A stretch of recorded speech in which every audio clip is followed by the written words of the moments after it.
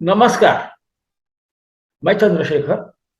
आज हम जो हमने एक ग्रहों का भाव स्थिति जन्य जो भी परिणाम प्राप्त हो सकते हैं उसकी जो श्रृंखला चालू की है या माला शुरू की है उसका नौवा पुष्प नौवीं कड़ी आप बोल सकते हैं, उसके बारे में बात करूंगा। और ये जो है इसका संबंध है केतु जो ग्रह है। हमने अभी तक राहु तक के ग्रह देख लिए हैं, तो वहां तो हमें कोई तकलीफ है ही नहीं कि भाई अब ये नौवा क्यों है, क्योंकि नवग्रह हम बोलते हैं तो ये नौवा ग्रह या आखिरी का पुष्प है, मैं आपके लिए समर्पित करता हूँ, ऐसा आप समझिए उसको। तो ये केतु नाम का जो ग्रह है जिसे हम छाया ग्रह मानते हैं, इसको पिंड तो नहीं है, इसको शरीर तो है नहीं, तो इस केतु ग्रह का अलग अलग स्थानों में रहने पे क्या संभाव्य परिणाम हो सकता है, इसे हम जानने की कोशिश करें। अब केतु क्या है?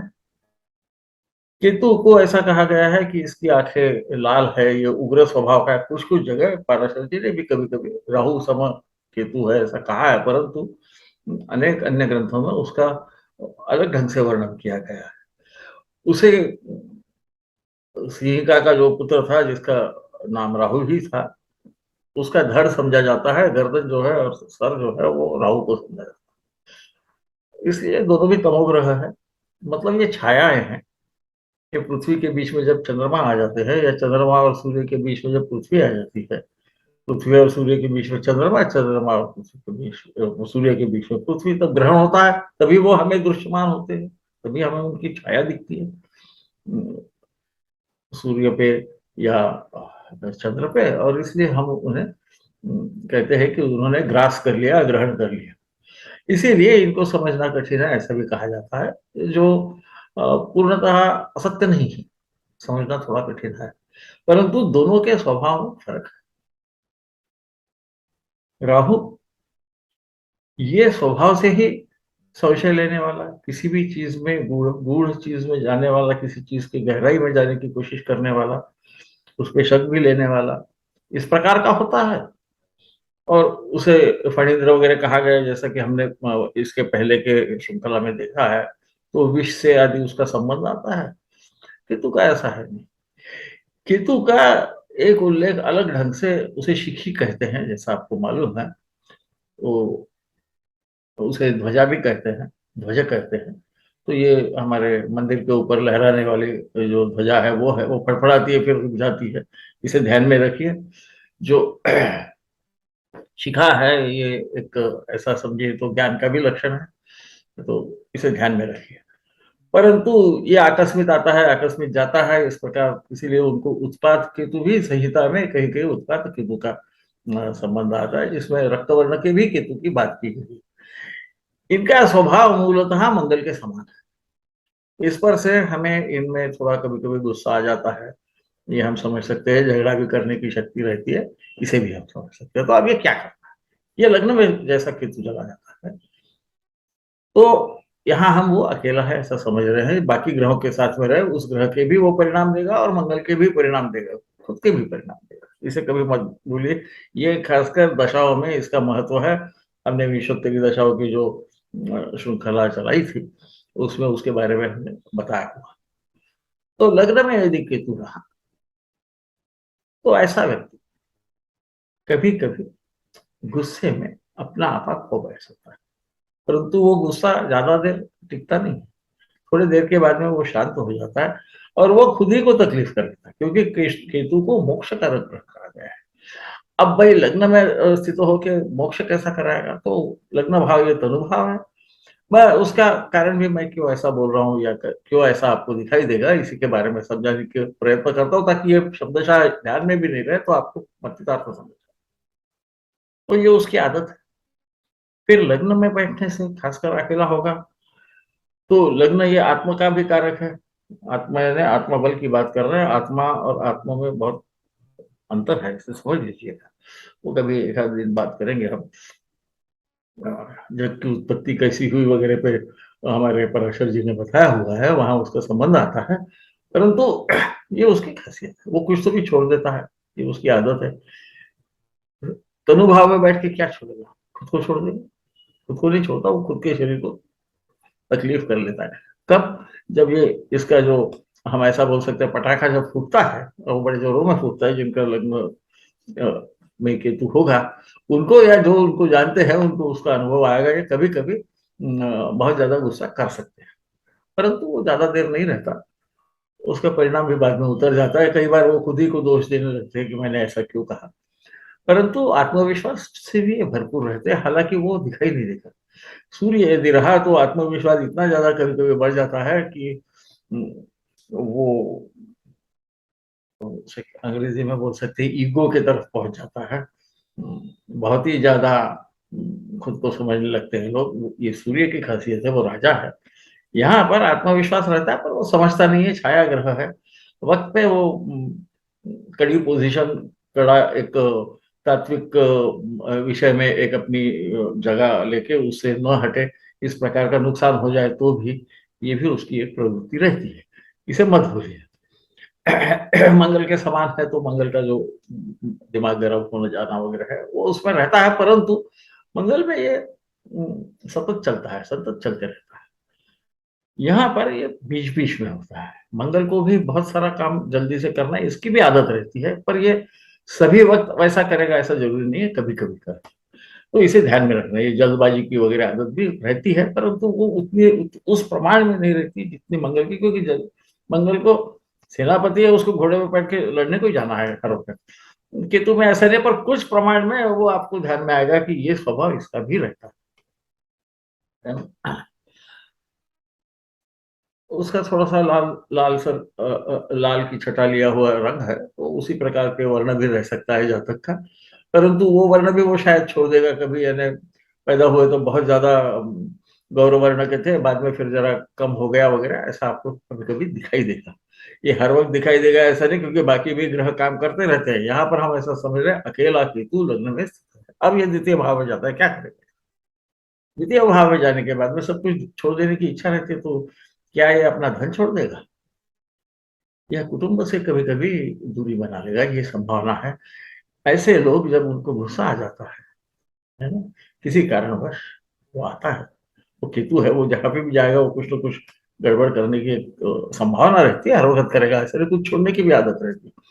तो कुटुंब के लोगों से कुछ देर के लिए दूरी बना लेना, कम से कम मानसिक शारीरिक नहीं तो, ये एक आदत रहती है। और बहुत गुस्सा आने के बाद में कई बार ये लोग कुछ भी बात नहीं करते। इन्होंने बात बंद कर दिया, बात करना कि समझ लेना ये दूसरे में, यदि द्वितीय भाव में केतु है, यहाँ द्वितीय में केतु रहेगा तो राहु अष्टम में रहेगा। तो जो राहु और केतु में होता है कि उनकी बीमारियां सहज समझ में नहीं आती क्या हो गया है करके, वो यहाँ पर भी रहता है, क्योंकि राहु अपने से अपना प्रभाव सप्तम भाव तक अपने डालता है, इसे मत भूलिए, हमने उसका उल्लेख मैंने पहले भी किया हुआ है। तो वो जो चीजें है ना, वो 12 और 6 में रहना राहु केतु का, वो किसी भी प्रकार से राहु वहां रहे या यहाँ रहे, ये प्रकार तो वो करेगा। ये छोड़, इसको हम जैसा छोड़ देते हैं तो फिर उसका मंगल का स्वभाव है, मंगल का न्याय पे अधिकार है। और ये लोग ऐसे सभा में बहुत अच्छे वक्ता रहते हैं। ये आपको कई बार दिखे, लोगों को ऐसा लगता है कि केतु है तो ये बोलना छोड़ देंगे, ऐसा नहीं है। इसे मत समझिए। हाँ, ये कभी कभी कुछ समय में कुछ ग्रहों की परिस्थिति, कुछ दशाओं की परिस्थिति आने पे हो सकता है कि किसी से बात न करना पसंद करे, कुछ देर के लिए उनको ऐसा लगे मैं बोल सकूंगा कि नहीं, पर ये कभी कभी होगा, क्योंकि केतु समान रूप से कभी भी काम नहीं करता, वो बीच बीच में कभी ना कभी ऐसी गड़बड़ कर देता है। इसे जरूर ध्यान रखिए। कभी कभी ऐसे लोगों को तीखा खाना वगैरह पसंद रहेगा, परंतु समयोचित भोजन करते हैं ये दोनों भी तमोग्रह, ऐसा कहा गया है, क्योंकि वो जहां बैठते हैं उसके समान हो जाते हैं, आपको पता है। यद्यत भावगतो वापि यद्यत भावेश संयुतो, वो तो उसी प्रकार से वो फल भी देते हैं। अब हम यहाँ से निकल के वो अपना धन भी कभी कभी दान में दे सकते हैं, संचित धन में से दान वगैरह करने की प्रवृत्ति हो सकती है। तृतीय भाव में जाता है कि तू यहाँ क्या करता है। तृतीय भाव में पाप ग्रह अच्छे माने जाते हैं, परंतु ये पराक्रम तो रहता है, इसमें कोई सवाल नहीं है। ऐसा भी आपको कहा गया है कि नवम भाव में राहु हम बोलते हैं बुरा है, पर वो भी काफी कुछ देता है, जैसा तृतीय भाव में शनि राहु अपना पराक्रम देता है, केतु भी देता है, परंतु इसको कभी कभी जो कर्म कर रहा है, जो पराक्रम कर रहा है, उसे छोड़ देने की इच्छा, ये छोड़ देने की आदत उसमें बड़ी ज्यादा रहती है, वो कभी कभी होता है। वो तत्व से ही संबंधित सहसा रहता है, वो मंदिर की ध्वजा है तो कुछ न कुछ तत्व उसके मत से नहीं हुआ, उसको लगा चलो ये छोड़ देंगे, हम अब ये काम नहीं करें, ये होने की संभावना है। फिर उसको जो बंधु या भगिनी होते हैं, तो सहसा बंधु तो नहीं रहते, तो इनसे छोटे अनुज नहीं रहते, अनुजा रहती है। विप्रतम केतु कहा गया है, उसको ख्याल में रखना। केतु रहने के बाद में वो जहां स्थित है वहां, क्योंकि हम मंगल के समान बोल रहे हैं, तो इसका मतलब वो पुरुष पात्र होगा ऐसा लगेगा, शायद ऐसा न हो, स्त्री होने की संभावना ज्यादा है, इसलिए वहां भगिनी की संभावना है। वरना इस जातक से छोटा भ्राता वगैरह होने की संभावना नहीं के बराबर है। मैंने जैसा बोला, बाकी भी ग्रह देखते हैं तो थोड़ा बहुत इसमें फर्क पड़ेगा, परंतु ये एक हमें सूचना है, और इसका फायदा हम लग्न सही है कि नहीं देखने में ले सकते हैं। अब चतुर्थ भाव में केतु चला जाता है, यहाँ क्या करता है ये माता का भाव है, मकान का भाव है, वाहन का भाव है, जायदाद का भाव है, जमीन का मतलब, है ना। ये मातृभूमि का भी भाव है, ये सुख का भी भाव है। ये सुख का त्याग या मातृभूमि का या माता का त्याग कर सकते हैं, या इनको लगेगा कि हमारी माता बगैर वजह से अपना आपा खो बैठती है, क्योंकि चतुर्थ भाव को यदि आपने लग्न किया तो वो ये जो सब भाव है, लग्न भाव छोड़ के ये सब जातक के दृष्टि से क्या है उतना ही, इसे अपने मूल वतन से दूर रहने में ज्यादा सहजता प्राप्त होती है। ऐसे लोग सहसा अपने घर से दूर जाकर काम कर सकते हैं। दूसरा ऐसा है, कभी कभी ये विशारद के स्तर पे शिक्षा के वक्त अपना जो विषय है लिया हुआ उसे बदल देते हैं, क्योंकि क्या छोड़े हुए, तो वहां से शिक्षण भी है, उसको विशारद के स्तर पे वो बदल देते हैं, या विशारद के स्तर पे अपनी शिक्षा ही छोड़ देते हैं फिर से, या ये कई बार हमने उनको चार्टर्ड अकाउंटेंट वगैरह होना देखा हुआ है, यानी हम लेखपाल बोल सकते हैं, उस प्रकार के कामों में बाकी वो टिके रहते हैं। वो काम होगा तो ये करते हैं। केतु को गणितज्ञ ने भी कहा है, इसे मत भूलिए, हमारे पूर्वजों ने अलग अलग जगह अलग अलग बता दिया है, आपको इनको जोड़ते जाना है। ये अब पंचम भाव में गया, पंचम भाव में जाने के बाद क्या होगा, पंचम भाव में जाने के बाद में फिर वो दिमाग तो थोड़ा गर्म रहेगा, वो भावनाओं का भाव है, बुद्धि का भाव, बुद्धि अच्छी होगी। परंतु कभी कभी क्या होता है, इनका फिर से इनका ये गुस्सा आ जाना वगैरह ये हो सकता है।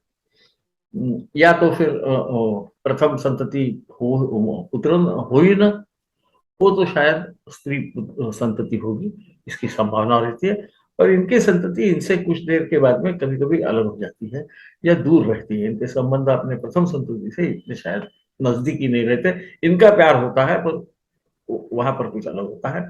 ये भी हो सकता है, जैसा हमने विशारद स्तर के परीक्षा में या शिक्षा में देखा है, वैसा विषयोत्तर जो शिक्षा है जिसको हम पोस्ट ग्रेजुएट कहते हैं, उस वक्त वो अपना विषय बदल दे या उसे छोड़ दे, ये भी संभावना होती है, इसे न भूलें। कभी कभी अपने बुद्धि से भी ये संन्यास ले सकते हैं, मोक्ष ले सकते हैं, पर वो थोड़े देर के लिए रहता है, इसे ध्यान में रखिए। केतु बहुत साल वक्त के लिए नहीं करता, जैसा चतुर्थ भाव में है तो कुछ तो कुछ देगा। क्या देगा, हो सकता है बचपन में अपनी कोई साइकिल दे दी हो भाई को, है ना, कोई मकान छोड़ दे, ये हो सकता है। पर कई बार मातृभूमि छोड़ते हैं, वो होने के बाद में उनकी प्रगति बहुत होती है, इसे कभी ना भूलें। तो कभी कभी ऐसा होता है कि या इनका शिक्षण भी यदि विशारद स्तर पे अपने मूल जहाँ जन्म हुआ या जहाँ वो छोटे से बड़े हुए वहां से ज्यादा दूर जाएंगे तो ज्यादा अच्छे ढंग से होता है, इसे ध्यान में रखिए। अब ये षष्ठ भाव में जाता है, षष्ठ भाव में जाने के बाद में क्या होगा, षष्ठ भाव में जाने के बाद में जैसा कि मैंने बोला, इनको इनका रोग क्या है जल्दी समझेगा नहीं। जो 2 और 12 में जब केतु राहु किसी भी प्रकार से स्थित हो जाए तो वो यहाँ पर भी होता है। यहाँ पर एक होता है कि इनका भी कुछ तो कुछ उसमें गलती रहती है।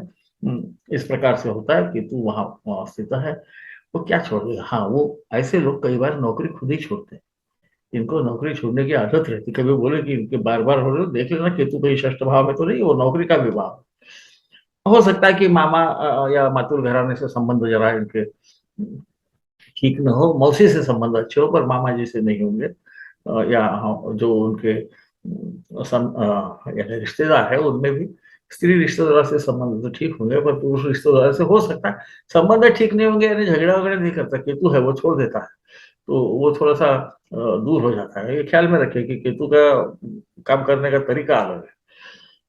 नौकरी तो छोड़ते हैं, पर यहाँ पे कभी कभी इनके रोग एकदम पहले वैद्य को न समझे, राहु के बारे में जैसा होता वैसे ही यहाँ पर भी होता है। यहाँ ये हो सकता है कि कुछ अवयव छोड़ देना पड़े वहां जो स्थित है उसमें। स्त्री होगी तो ओवरी भी हो सकती है, किडनी तो पुरुष स्त्री दोनों को रहती है, वो हो सकता है ना। यकृत में कुछ तकलीफ हो सकती है, लिवर के एरिया में कुछ तकलीफ हो सकती है, किडनी विडनी रिप्लेस, ये केवल संभावना है। यदि बाकी सब चीजें वहां हो और वहां रोग होगा तो ऐसा हो सकता है, होगा ऐसा जरूरी नहीं है। कृपया इसे समझ लीजिए। आप सप्तम भाव में केतु आ जाता है, यहाँ क्या करता है, यहाँ पर वो अपने जीवन साथी पर भड़क सकता है। और केतु यहाँ रहेगा तो नैसर्गिक है कि राहु लग्न में होगा, तो राहु का स्वभाव समझता नहीं है। केतु सप्तम में आने पे इसका जो भड़कना है, जैसा वो लग्न में है वैसा यहाँ पर भी होता है। और इसका अपने दायरे में ही इसका काम चलता है। ये दूसरे भाव पे या वहां वो जहां स्थित है वहां से छठवें भाव पे राहु के समान प्रभाव नहीं डालता। लग्न में वो खुद को तकलीफ कर लेता है, सप्तम में वो अपने जीवन साथी या साथीदार, इनसे सब जो दूर रहना अच्छा लगता है उसको, या इनसे संबंध तोड़ देता है। तो ये कोई व्यवसाय भी करे, वो व्यवसाय भी ये कभी कभी छोड़ सकता है। इसे ध्यान में रखे। ये व्यवसाय में, जैसा कि आपको मालूम है, यदि चार्टर्ड अकाउंटेंसी हो या वो अपने व्यवसाय कभी कभी बीच में छोड़ दे, ये संभावना रहती है, ये संभावना ही रहती है, ध्यान में। हाँ, इसे घूमना बहुत पसंद रहता है। सप्तम भाव को जब भी क्षति होती है तो आदमी को अपने स्थान से, यानी छोटा गमागम बोलते हैं, जाना आना जो रहता है, छोटे जो प्रवास रहते हैं वो अच्छे लगते हैं। अपने घर से दूर रह के सुखी रहता है। चतुर्थ में भी वही होता है, परंतु यहाँ पर ऐसा भी घूमना उसे अच्छा लगता है। तो ये उसकी आदत रहती है, इसे ध्यान में रखिए। अब अष्टम भाव में ये केतु चला गया, हमने देखा ही है कि द्वितीय भाव में जो करेगा वो अष्टम में करेगा। इसके रोग तो समझेंगे नहीं, क्योंकि उस वक्त राहु द्वितीय भाव में रहेगा, है ना। और ये जो न समझने वाली योग है, ये पैदाइशी है, उसकी उसकी प्रकृति ही है वैसी। हो सकता है यदि वो पुरुष हो तो कभी वो उसको अ, क्या कह सकते हैं, उसको हाइड्रोसिल्स वगैरह कहते हैं ना, अंडाशय में पानी वानी भर जाता है, इस प्रकार का होने से कुछ हो जाए, और कुछ किसी प्रकार से उस अंग में जो गुह्यांग है यहाँ पे कुछ छोड़ना पड़े, ये संभावना है। परंतु यही होगी ऐसा जरूरी नहीं है। स्त्री होगी तो उसका जो मासिक धर्म है वो कभी कभी एकदम ज्यादा एकदम कम ऐसा हो सकता है। पुरुष होगा तो उसको कभी कभी, क्योंकि वो मंगल का उसका संबंध है, रक्त से वो संबंध रखता है, उसे मत भूलिए कभी। और वो कभी कभी जिसको हम ब्लीडिंग पाइल्स बोलते हैं, रक्त जाने वाले मूल व्याध के रोग वगैरह, इस प्रकार के जो होते हैं ये भी हो सकते हैं। इसकी खासियत कभी ज्यादा कभी कम होना, ये इसे ध्यान में रखिए। ये स्थिर एक ही प्रकार का अपना काम नहीं करता, ये इसे केतु कहते हैं। ऐसा आदमी कभी कभी, आदमी मैं बोलता हूँ, इसमें स्त्री भी आ गई, क्योंकि संस्कृत में तो जातक का मतलब स्त्री या पुरुष दोनों होता है। तो ऐसे लोग कभी कभी अपनी पुश्तैनी जो उसको जायदाद आदि मिलती है या संपत्ति मिलती है, ये छोड़ भी सकते हैं या किसी को दे सकते हैं। क्या पूरी दे देंगे? नहीं, ये काफी चीजों पे अवलंबित है, क्योंकि वो खुद का तो धन नहीं छोड़ेगा, राहु द्वितीय में बैठ जाता है उसका, तो अपना संचित धन तो नहीं छोड़ेगा, परंतु वो हो सकता है कि अपने पैतृक संपत्ति का कुछ हिस्सा किसी को दे दे, या पूरा जो भी आया उसके हिस्से में वो दे दे, ये संभावना है। इसी प्रकार से उसके परंपरा से जो उसे प्राप्त ज्ञान है वो भी किसी को दे दे, ये संभावना है। खुद के पास न रखे, इसे इसे मत भूलिए। ये केतु है, इसकी आदत मोक्ष की है। काहे से मोक्ष लोगा, जिस स्थान में बैठा होगा, जिस भाव में बैठा होगा, उस भाव से संबंधित जो भी चीज है उससे वो मोक्ष लेने की क्षमता रखता है। और ये मोक्ष बीच बीच में लेता है, रोज नहीं लेता, इसलिए उसमें गड़बड़ मत कीजिए कृपया। क्योंकि मोक्ष कारक बोलने के बाद में हम एकदम एक ही मोक्ष हमें समझता है, किसी भी बंधन को छूटना इसको मोक्ष कहते हैं।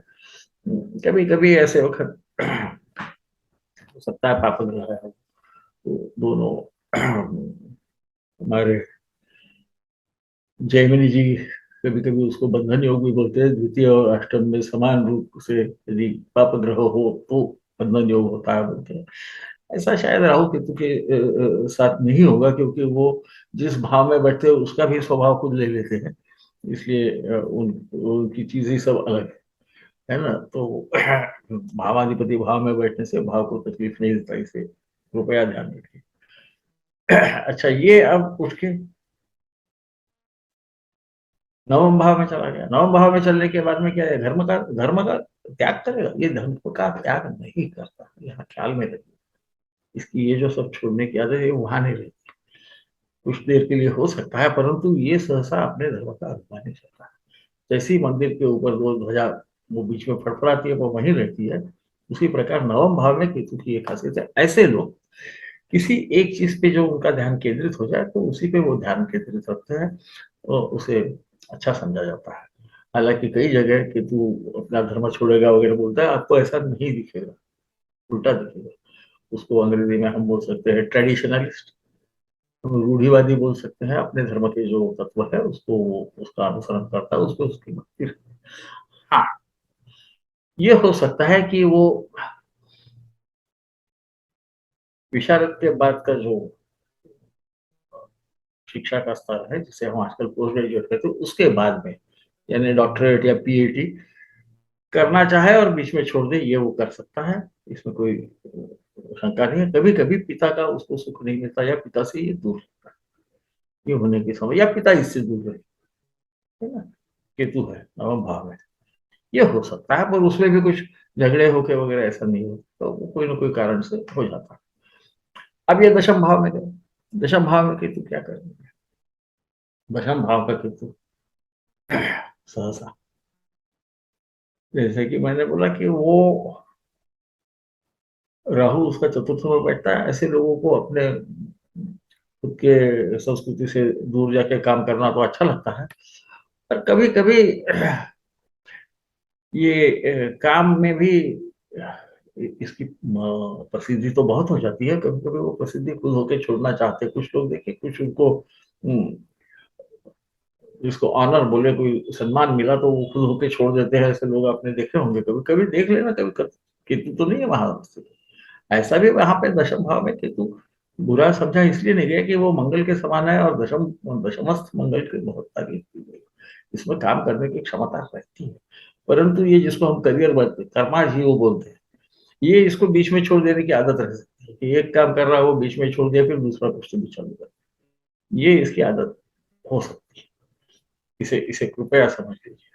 या उसको मिला हुआ मान छोड़ देना, राजपाट कर रहा होगा तो वो राज भी छोड़ देना, यानी सत्ता वगैरह छोड़ देने की आदत इसको रह सकती है। इसको सिंहासन कहते हैं, समझ लीजिए।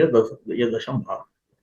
परंतु जिसको हम टेक्निकल सब्जेक्ट बोलते हैं, या जिसका गणित से संबंध है, ऐसे यदि कोई विषय के क्षेत्र में वो काम कर रहा होगा, या उस क्षेत्र में कुछ उसे मान मिला होगा, तो उसे वो नहीं छोड़ेगा।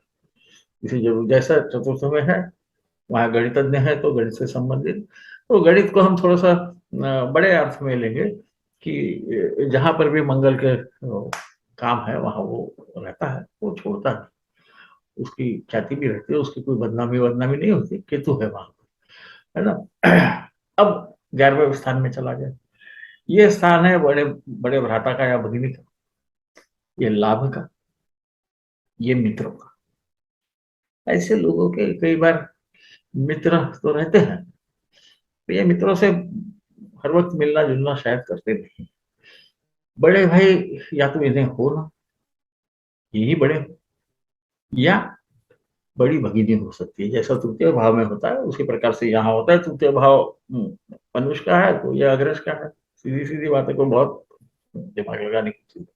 और एक चीज है, ये अपना लाभ छोड़ दे सकते हैं। वो लाभ तो है, वो आए भी है।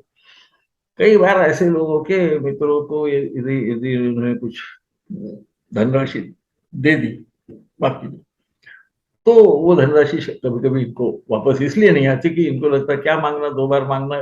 मैंने मांगा, उसने दिया नहीं तो जाने। ये इनकी आदत रहती है। इसलिए ऐसे लोग यदि व्यवसाय भी करें, तो उन्होंने देखना चाहिए कि बहुत ज्यादा उधारी वाले वगैरह व्यवसाय करते वक्त सोच समझ के करें, क्योंकि हो सकता है कि इन्होंने इनको जो पैसा लेना है वो ये छोड़ दे। ये इनकी क्षमता रहती है। कभी कभी बाय कान से इनको सुनने में भी तकलीफ आ सकती है, आएगी ऐसा जरूरी नहीं है, क्योंकि वो श्रुति का भी भाग है ना, सुनाई देने का भाव 11वां है।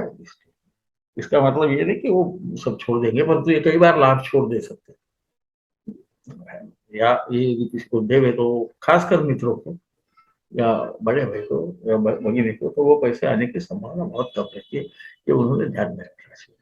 तो ऐसे लोगों को मैं सहसा बोलता हूँ कि आप दीजिए, जो भी देना है वो ये समझ के दीजिए कि मित्र को दिया, तो आया तो ठीक है, नहीं आया तो कोई बात नहीं, क्योंकि मैंने उसको खर्चे में डाल दिया है खाते में, ऐसा समझ लेना, तो आपको कभी तकलीफ नहीं होगी। नहीं तो मित्र भी जाएगा और पैसे भी चले जाएंगे, है ना।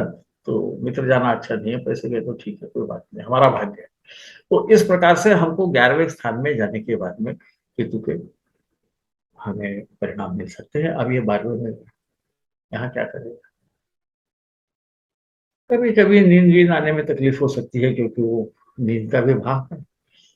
इनको कभी बंधन हुआ तो वो छूट जाएगा, क्योंकि वो बंधन का भाव है। ये कभी बीमार होकर अस्पताल में गए, वहां से भी इनकी जल्दी निवृत्ति हो जाएगी, क्योंकि वो फिर से अस्पताल का भी भाव। देखिए, भाव कौन सा है इसे समझते जाइए। इसमें यदि मैं कुछ चीज भूल गया होगा तो भावों पे मेरे ख्याल से अपनी कुछ श्रृंखला है, तो उसमें देख लीजिएगा।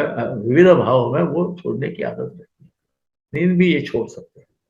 अ, हो सकता है कि अर्जुन का भी ऐसा केतु वगैरह होगा, उसके कुंडली तो है नहीं, क्योंकि उसे गुड़ाकेश बोलते हैं, जिसका नींद पे अधिकार है, इसको काफी दिन नींद नहीं है तो भी कोई फर्क नहीं पड़ता। इस प्रकार से भगवान कृष्ण ने भगवत गीता में उसको गुड़ाकेश कहा है, इसे मत। तो ये नैसर्गिक है कि वहां षष्ठ में उनका राहु रहेगा, राहु होने से शत्रु भी बलाढ्य होगा उसका, जो हमने राहु षष्ठ में देखा हुआ है, तो ये हो सकता है, या फिर बहुत ही नीच होगा, परंतु वो बलाढ्य होगा। और एक चीज है, ऐसा कहते हैं कि यहाँ यदि मीन राशि में, मीन नवमांश में केतु स्थित हो, तो उसको मरणोपरांत मोक्ष प्राप्त होता है। जो मोक्ष की बात हम कर रहे हैं वो वहां जाके प्राप्त हो, ऐसा कहा जाता है। क्या ऐसा होगा? मुझे ऐसा लगता है कि ये केवल एक संभावना दिखाता है, क्योंकि आपने इस जन्म में किए हुए कर्म का भी परिणाम मिलता है ना। तो इसलिए वो ऐसा होगा ही, ऐसा नहीं, पर ऐसा एक कहा गया है। इसका कारण ऐसा कि वो जो जगह है ना, वो हमारे मरण के बाद में हमने सब जो दुख भोग लिए और आनंद भी भोग लिया, अच्छे कामों का, बुरे कामों का नतीजा भी भुगत लिए, उसके बाद में आके हम जहाँ फिर से स्थित होके, फिर से हम जब जन्म लेने जाते हैं, वो वहां की स्थिति है। इसका मतलब इसे पुनर्जन्म नहीं होगा, क्योंकि वहां पे ये आएगा ही नहीं, उसको भी इसने छोड़ दिया। इस प्रकार से उसे शायद सोचा होगा विद्वानों ने, जब उन्होंने केतु का वहां रहने के बाद में मोक्ष होना बोला है। नैसर्गिक कुंडली में मीन राशि 12वीं रहती है, और गुरु की राशि है, गुरु इसका नैसर्गिक मित्र है, इस कारण, और धर्म भी बताता है, इस कारण शायद ऐसा कहा हो। उसे बहुत ज्यादा सीरियसली न दे कि केतु में 12वें में देखा तो वही इसका बिल्कुल कोई इसको तकलीफ नहीं, एकदम मोक्ष प्राप्त हो जाएगा, ऐसा बोलो मत। और कई बार आपको भी लगेगा कि भाई ये तो साधारण संसार में लिप्त रहता है, इसको किसी ने बोला तो गुस्सा भी आ जाता है, ऐसा होता है, तो फिर ये कैसा जाएगा? इसका सोचने की जरूरत नहीं, उसके कर्म से मोक्ष प्राप्ति होगी कि नहीं ये समझेगा। ऐसा भी हमें उसके दूसरे जन्म में जाके हम देख नहीं सकते कि उसे मोक्ष की प्राप्ति हुई कि नहीं, तो हम उससे शायद दूर रहे तो अच्छा। आजकल वो एक पद्धति तो हो गई है कि आप मरणोपरांत कहाँ जाओगे वगैरह वगैरह। मुझे लगता है उसको थोड़ा हमने सही ढंग से समझना चाहिए। तो इस प्रकार हमने 12 भी ग्रहों में केतु महाराज को, हाँ, ये खर्चे भी कभी कभी छोड़ दे सकता है।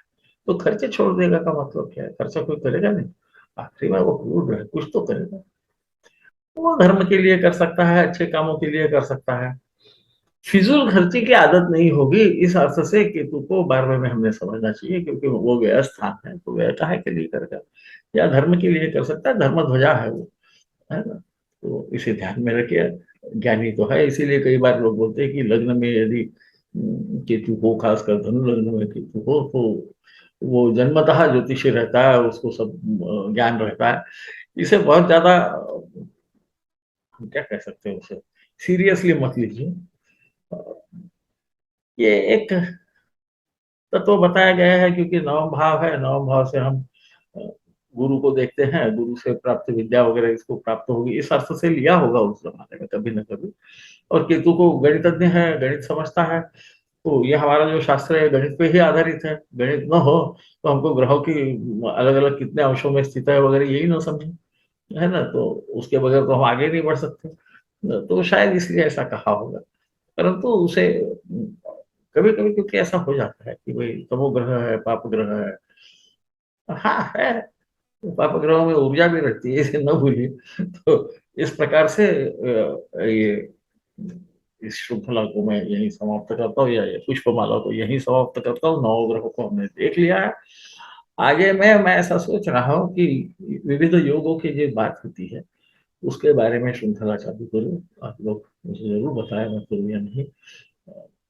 मुझे ऐसा लगता है कि मैं करूँगा। क्योंकि परंतु वहाँ भी यही याद रखना कि योग जो है वो जैसे के वैसे ही होना चाहिए, पहली चीज़। और वो कब कौन से भाव में हो रहे हैं, कहाँ हो रहे हैं, इससे अंतिम जो आपको परिणाम आएँगे उसमें फ़र्क पड़ेगा। और उसके साथ में जातक भी क्या करता है इसका भी वहाँ संबंध आता है, और इसी प्रकार से हमें उसे देखना है। तो मैं आपकी विदा लेता हूँ। नमस्कार।